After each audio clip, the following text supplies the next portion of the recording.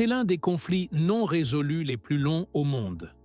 Et jusqu'à aujourd'hui, de nombreuses cartes n'indiquent qu'un territoire blanc. Il s'agit du Sahara occidental, où les combats durent depuis des décennies et qui est un casse-tête pour les Nations unies.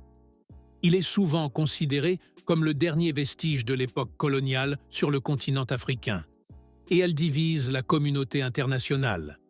Pourtant, ces dernières années, l'affaire semblait prendre de l'élan et une solution pourrait être trouvée, mais aux grandes dames de la population locale. Qu'en est-il donc du conflit du Sahara occidental? À quel pays appartient officiellement le Sahara occidental et le conflit pourrait-il être résolu dans un avenir proche? Toutes ces questions sont abordées dans la vidéo d'aujourd'hui. Amusez-vous bien. La région connue aujourd'hui sous le nom de Sahara occidental était déjà habitée depuis l'Antiquité. Les premières découvertes archéologiques montrent que la région a été colonisée très tôt par des tribus berbères.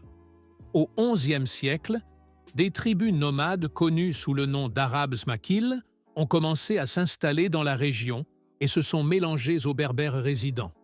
Ces groupes mélangés ont formé le noyau de la population sahraoui actuelle, qui se considère comme un descendant des berbères d'origine, mais qui reconnaît également des éléments arabes dans sa culture et sa langue.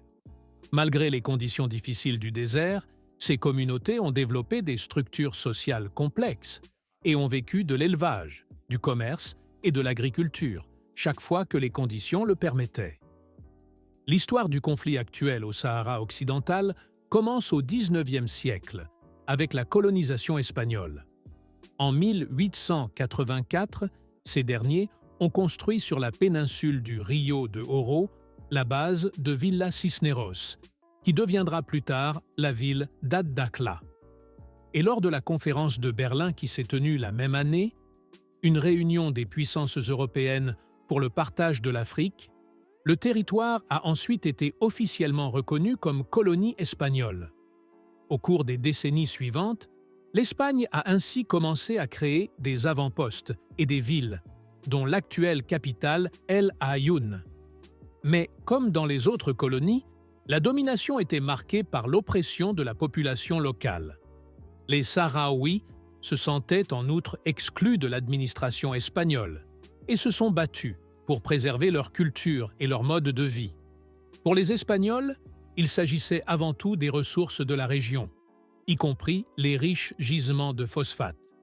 C'est ainsi que les mouvements de décolonisation des années 1960 et 1090 ont enflammé le désir d'indépendance des Sahraouis au Sahara occidental.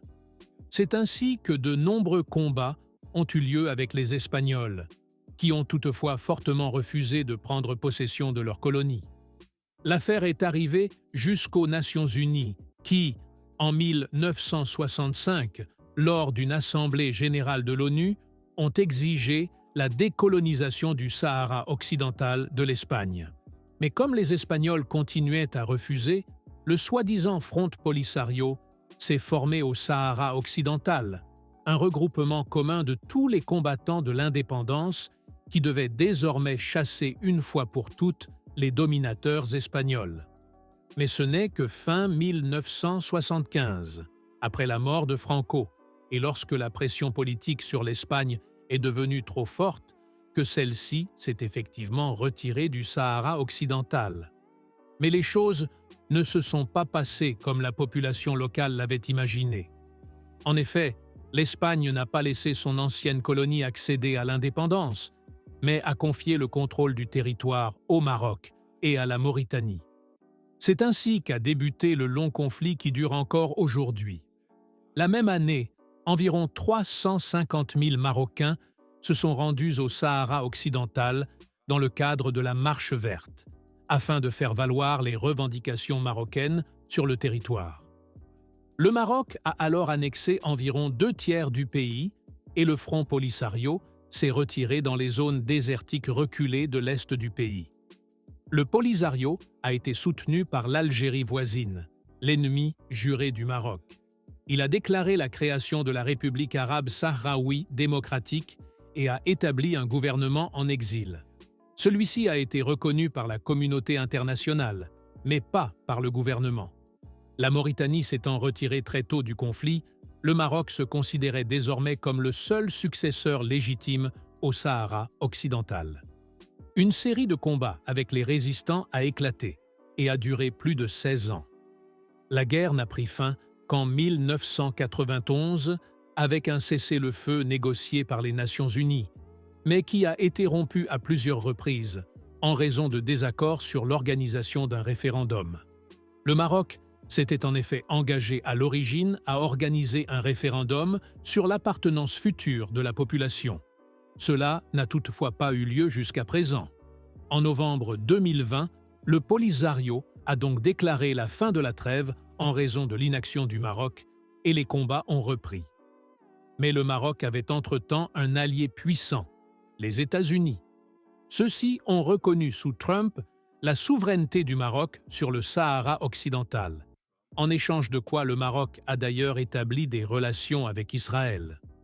Cela a provoqué l'indignation d'une grande partie de la communauté internationale, dont l'Union européenne et l'Union africaine, qui continuent d'insister sur le droit des peuples à l'autodétermination. Mais l'année dernière, un autre acteur important de la région s'est également rangé du côté du Maroc, l'Espagne. Le pays avait auparavant appelé à une solution au sein des Nations Unies, mais a déclaré en 2022, dans le cadre de son rapprochement avec le Maroc, qu'une souveraineté marocaine, avec des droits d'autonomie pour le Sahara occidental, était la solution la plus réaliste à ce différend. Et c'est ainsi que de plus en plus d'États semblent aujourd'hui se ranger du côté du Maroc.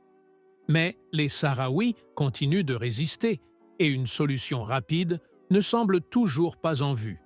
C'est pourquoi les Nations Unies continuent de considérer le Sahara occidental comme un territoire non autonome.